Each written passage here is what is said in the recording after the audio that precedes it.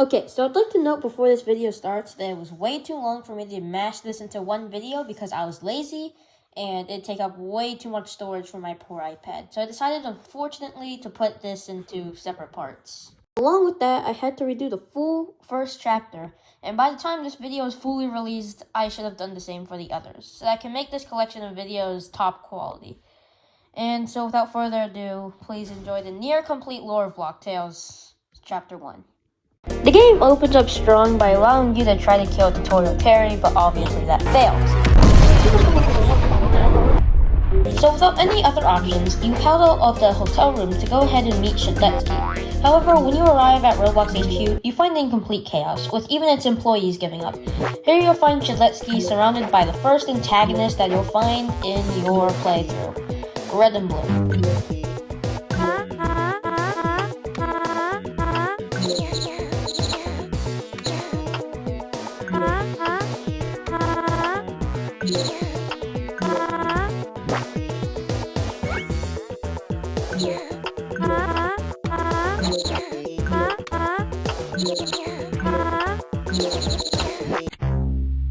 After defeating both Red and Blue, Shadletsky says that Builderman has been kidnapped and they stole the sword fight on the Height swords. These being the Ice Dagger, a sword after a few seconds of being equipped could one-shot anyone if they did not have the Firebrand equipped, the Venom Shank, a sword that did 5 touching damage, 10 slashing damage, and 20 lunging damage, and had the unique ability to inflict damage over time by dealing 8% of the enemy's max HP for 5 seconds. The classic Link Sword, the starting weapon in sword fights on the Heights, did 5 touching damage, 10 slashing damage, and 30 lunging damage. The Ghost Walker, a sword which did more damage the more kills you had, kind of like Killstreak and Slap Battles, while the player became harder to see with each kill. Along with that, it had a max of 9, kind of like upgrades before maxing out. Next is the Firebrand, a sword that did 10 touching damage, 12 slashing damage, and 25 lunging damage, and it prevented the user from getting one-shot by the Ice Dagger.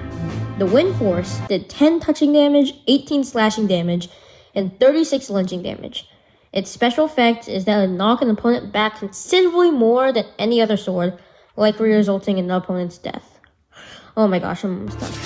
The Illumina did 10 touching damage, 20 slashing damage, and 40 lunging damage, and it had the ability to allow the user to jump higher when lunging and jumping, as well as revealing invisible enemies that were using the Ghost Walker. It was the strongest base damage lunge at 40 damage with every lunge. Finally, Dark Heart, which did 18 slashing damage and 36 lunging damage, and it had the unique passive of stealing 40% of a target's HP when hit with the Dark Heart.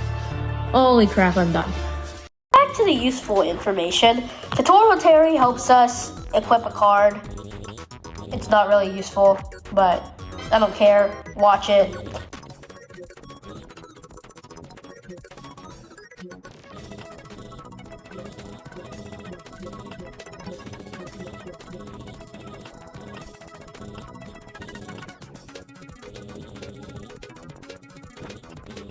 The player character goes through many trials, including Red and Blue, again, Nubador,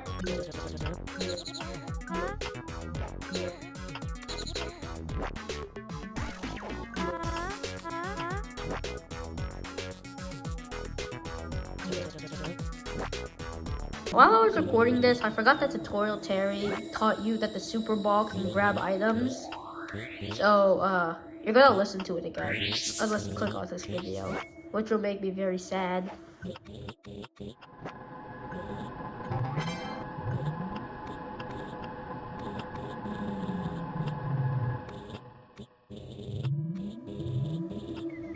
Caves with way too many ants.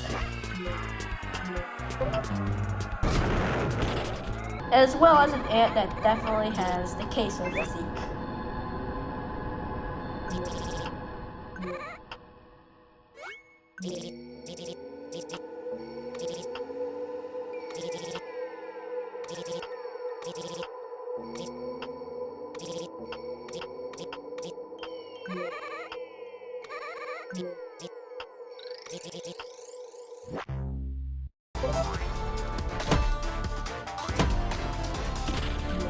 Eventually, the player will find themselves at Road Town, a place that used to be the sunniest part of the Crossroads, before the ice dagger came into the vicinity of the area. Oh, that was such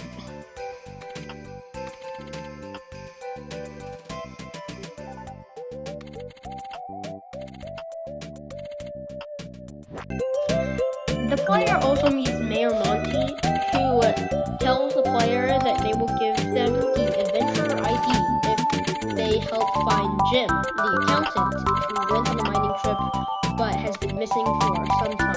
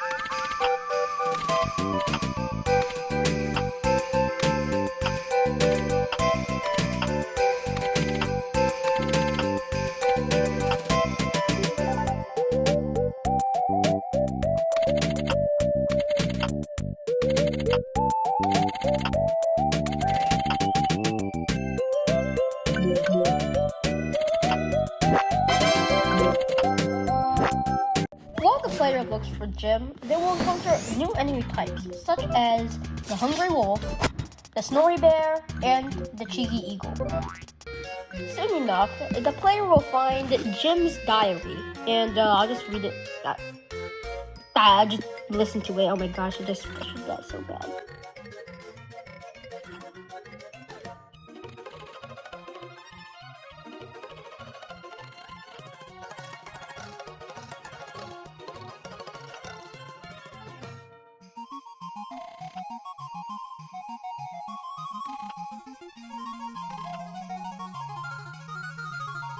Next, the player will find the Banished Knight, another mini-boss of the game.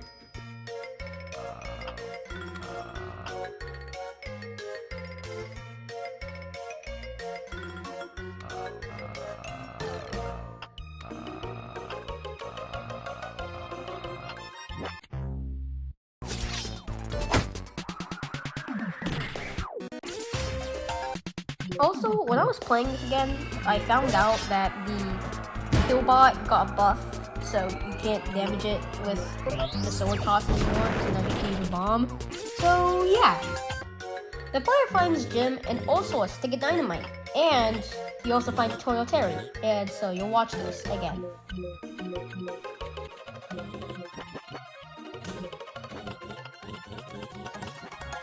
Right here, Jim is begging for you to free him using the dynamite, and in this playthrough, I decided to free him, but if you don't free him, then you get a badge, specifically this one.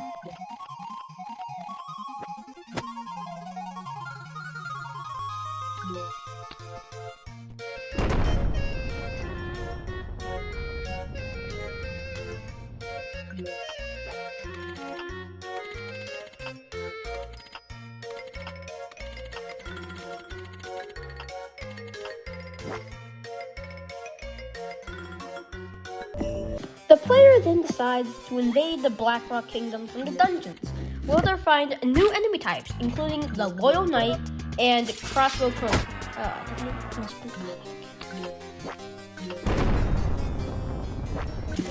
Oh yeah, and you can also destroy pillars using the Super Ball, or topple them over, I don't care. You'll also meet many types of knights. So just watch this. It's a little bit long, but I don't care.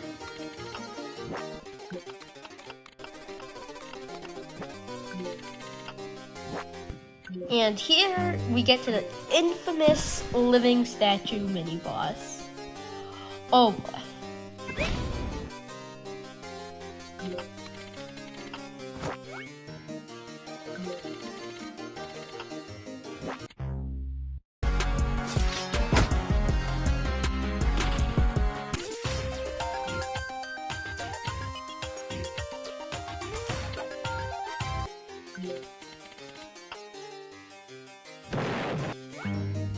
The knights do try to outsmart you. They do. They really do. But you outsmart them. Also, the wizard sacrifice will not be in vain because now you can be smaller. But here's how he dies, basically.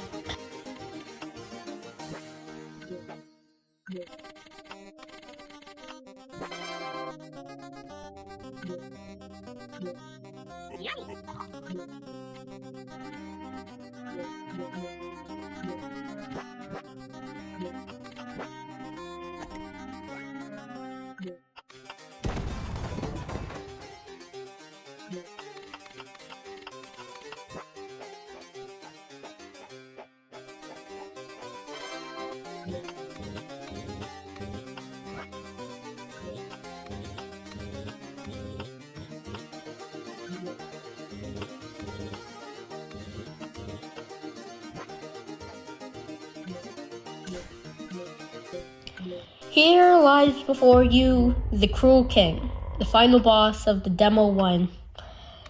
Also, I did both paths, so you can see which one does the dialogue. So yeah, here you go.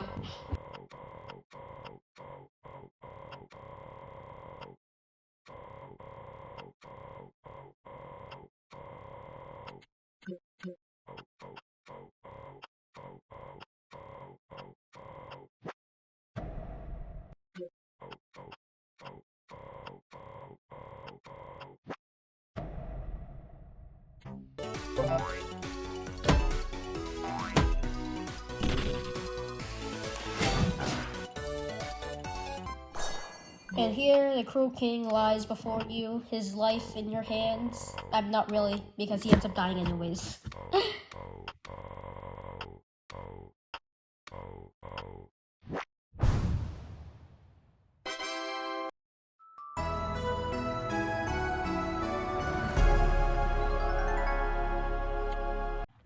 Anyways, you can listen to more Tutorial Terry right here. So, yeah. And after this, I'll be debating about the lore. So, yeah.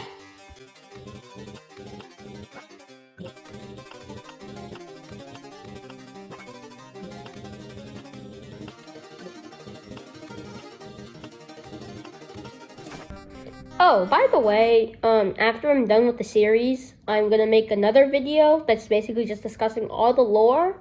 So that's why this video is more of just an overview than an actual lore video. So, yeah. Bye.